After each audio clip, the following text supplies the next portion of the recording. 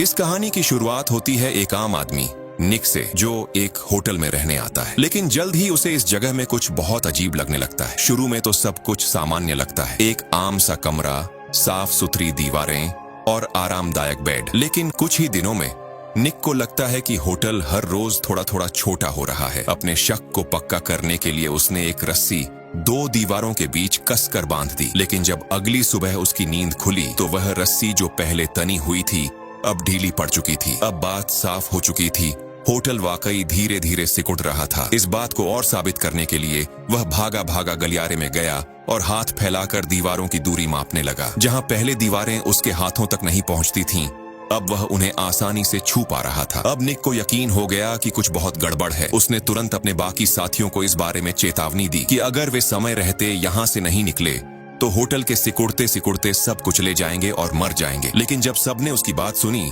तो उसे पागल समझ लिया और सबने मिलकर उसे रसोई से भगा दिया। बाकी सब तो शांति से काम कर रहे थे, लेकिन निक बहुत परेशान हो गया था, क्योंकि इस होटल की अजीब बातें सिर्फ यहीं तक सीमित नहीं थीं। जब वह पहली बार इस होटल में रहने आया था तभी उसे कुछ बातें अजीब लगी थीं। शुरुआत में उसने ज्यादा ध्यान नहीं दिया, लेकिन जब अगली सुबह उसने होटल छोड़ने की तैयारी की तो देखा कि बाहर जाने वाली सीढ़ियां किसी भूत की तरह एक दीवार में बदल चुकी थीं। उसे यकीन नहीं हुआ तो वह दूसरे दरवाजों की तरफ गया, लेकिन हर एक रास्ता अब दीवार बन चुका था। उसने चारों ओर घूम घूम कर सारे रास्ते ढूंढे, लेकिन हर एक का यही हाल था, जैसे होटल अब किसी भूल भुलैया में बदल चुका हो। वह खुद को एक पिंजरे में कैद कबूतर की तरह महसूस कर रहा था। निक को अपनी आंखों पर यकीन नहीं हो रहा था। क्या सच में दुनिया में ऐसी अजीब चीज हो सकती है? क्या कहीं यहाँ कोई गुप्त रास्ता या जाल तो नहीं है? यही सोचते हुए वह आसपास को ध्यान से देखने लगा। तभी अचानक होटल की पाइपलाइन जोरों से हिलने लगी और दीवारों पर लगे चित्र भी कांपने लगे। निक दीवार पर झुककर सुनने लगा। उसे वहां से किसी की दिल की धड़कनों की आवाज आने लगी। होटल की कंपन और भी तेज हो गई और अचानक दीवार में दो छोटे दरवाजे उभर आए और फिर उनमें से एक अजीब बैंड बाहर आ गया, जो अजीब संगीत बजाता हुआ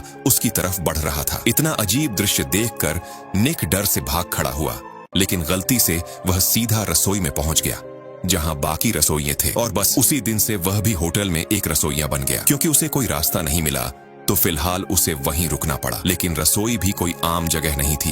वहां का खाना भी बहुत अजीब था। हर दिन बस अंडों से जुड़े व्यंजन बनते थे। निक का काम था अंडों को खटखटाना और तोड़ना। मगर होटल की अजीब घटनाएं थमने का नाम ही नहीं ले रही थीं। एक रात वह बाथरूम में था तो बाथरूम का दरवाजा अजीब तरह से मरोड़ने लगा। अगले ही पल दरवाजे के नीचे से कई बहुत सारे हाथें अंदर घुस आईं। निक डर के मारे कांप उठा। उसने पैरों से उन हाथों को बाहर धकेलने की कोशिश की, मगर वे हाथ पीछा नहीं छोड़ रहे थे। अभी निक जोर से चिल्लाया, तब जाकर वे हाथ वापस चले गए। लेकिन अब निक इतना डर चुका था कि बाथरूम से बाहर निकलने की हिम्मत नहीं हुई। वह रात बाथरूम में ही गुजारनी पड़ी।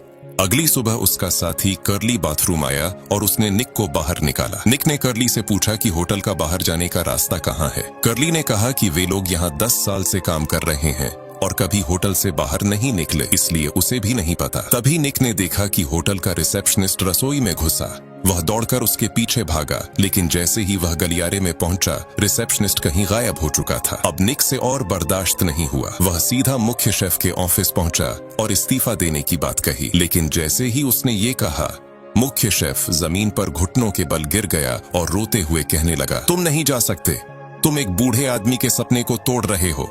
इतना सुनकर निक भी चुप हो गया और इस्तीफे का ख्याल छोड़ दिया। लेकिन तभी कर्ली वहां आ गया और उसने यह सब देख लिया। उसे लगा कि निक पदोन्नति पाने के लिए यह सब नाटक कर रहा है। गुस्से में उसने निक से बात करनी बंद कर दी और उसे कमरे से बाहर निकाल दिया।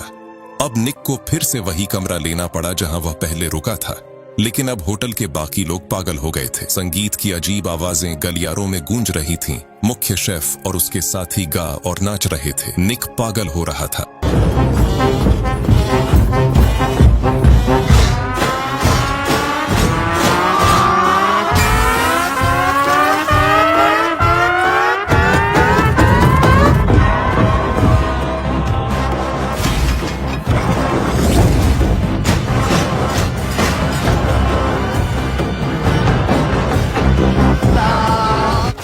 तभी एक कांच के टूटने की आवाज आई और सारी आवाजें अचानक बंद हो गईं। वह कांपता हुआ खिड़की की ओर गया और बाहर देखा। अगले ही पल सारी खिड़कियां टूट गईं और निक समझ गया कि होटल फिर से सिकुड़ रहा है। उसने फौरन कमरे को खाली करने के लिए सामान खिड़की से बाहर फेंकना शुरू कर दिया। अब और इंतजार करना मुमकिन नहीं था। उसने होटल का नक्शा दिमाग में बनाना शुरू किया और बाहर निकलने की कोशिश की। दिन बीतते गए लेकिन कोई रास्ता नहीं मिला। होटल लगातार सिकुड़ रहा था और किराएदारों ने भी अपने कमरे छोड़कर सामान बाहर फेंक दिया था। निक ने एक दिन देखा कि दीवार की वॉलपेपर के पीछे कुछ है। उसने डर को काबू में रखते हुए उसे हटाया और देखा कि दीवार के अंदर कुछ अजीब रेंगने वाले जीव थे। यह दृश्य देखकर उसका दिमाग सुन्न हो गया। उसने सच जानने के लिए एक लोहे की प्लेट उठाई और एक स्पर्शिका को काट दिया। तभी एक दर्दनाक चीख सुनाई दी और इमारत कांपने लगी। निक डर कर भागा और कमरे में छिप गया। उधर रिसेप्शनिस्ट घबराया हुआ वहां पहुंचा, लेकिन वह स्पर्शिका को देखकर हैरान नहीं हुआ, बल्कि उसने उसे प्यार से सहलाना शुरू कर दिया। इसके बाद भी निक होटल से निकलने की कोशिश करता रहा, लेकिन होटल छोटा होता गया। बाकी किराएदार अब गलियारे में सोने लगे और अंत में सब निक के कमरे में रहने लगे। वे निक का खाना और सामान खाने लगे, यहाँ तक कि उसकी अलमारी के ऊपर भी लोग रहने लगे। निक ने सबसे कहा कि वे मिलकर होटल का नक्शा बनाएं, लेकिन कोई मदद करने को तैयार नहीं हुआ, बल्कि उल्टा उसे कमरे से बाहर निकाल दिया। अब निक पूरी तरह टूट गया। वह गलियारे में ही सो गया। तभी दीवार का वॉलपेपर गिरा और उसके ऊपर चादर की तरह आ गया। अगली सुबह एक फोन की घंटी बजी। निक भागकर कमरे में पहुंचा, लेकिन कोई और युवक फोन उठाकर काट चुका था। निक को बहुत गुस्सा आया। उसे लगा कि यह फोन ही बाहर जाने का एकमात्र मौका था, क्योंकि होटल का फोन सिर्फ रिसीव हो सकता है, कॉल नहीं किया जा सकता। जब उसने यह बात कही तो बाकी सब ने उल्टा उसी को दोषी ठहराया। निक ने गुस्से में झाड़ू उठाई और सबको कमरे से बाहर निकाल दिया, लेकिन वे सब सामने की खिड़की से उस पर चीजें फेंकने लगे। थक हार कर निक ने खिड़की को भी बंद कर दिया और कमरे में ही बंद रहने का फैसला किया। अब वह पूरी तरह टूट चुका था। तभी उसके सिर के ऊपर लाइट का कवर घूमने लगा। अच्छा हुआ वह हट गया, वरना वो उसके सिर पर गिर जाता। उस लाइट कवर में दो बूढ़ी औरतों के चेहरे दिखाई दिए।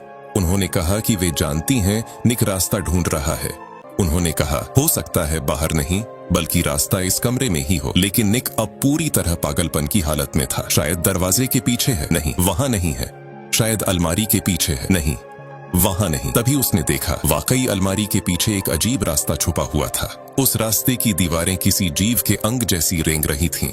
निक को नहीं पता था कि यह खतरनाक है या नहीं, लेकिन अब उसके पास कोई और विकल्प नहीं था। डरते डरते वह उस रास्ते पर आगे बढ़ा। थोड़ा आगे जाने पर एक चमक दिखाई दी। निक को लगा कि शायद यह बाहर निकलने का रास्ता है। वह दौड़ने लगा, लेकिन जैसे ही वह पहुंचा, वह कोई रास्ता नहीं था, बल्कि एक अंडा था। उस अंडे के अंदर एक छोटी ऑक्टोपस जैसी चीज रेंग रही थी। निक डरने की बजाय उस पर श्रद्धा से हाथ फेरने लगा। तभी पहले निक द्वारा निकाले गए लोग दरवाजा तोड़कर अंदर घुस आए, लेकिन जब उन्होंने उस रास्ते को देखा तो सब जोश में आ गए और प्रार्थना करने लगे। उनके लिए वह जगह किसी धार्मिक स्थान जैसी थी। फिर वे सब उस रास्ते में घुसने लगे। उनके पैरों के नीचे जो लंबी नस जैसी चीजें थीं, उन पर उनके कदम रखने से उस छोटी ऑक्टोपस को जबरदस्त दर्द हो रहा था। भीड़ लगातार अंदर आती जा रही थी और ऑक्टोपस की पीड़ा और बढ़ती जा रही थी। तभी उस दर्द से छुटकारा दिलाने के लिए निक ने पूरी ताकत लगाकर उस अंडे को बाहर की ओर धकेल दिया। अगले ही पल निक खुद को एक काली गहराई वाले समुद्र में पाता है। वहां से वह देखता है कि वह छोटी ऑक्टोपस धीरे धीरे उसकी तरफ तैरती आ रही है और फिर वह उसे गले लगाकर सिर के ऊपर वाली रोशनी की तरफ तैरती है और फिल्म यहीं समाप्त हो जाती है।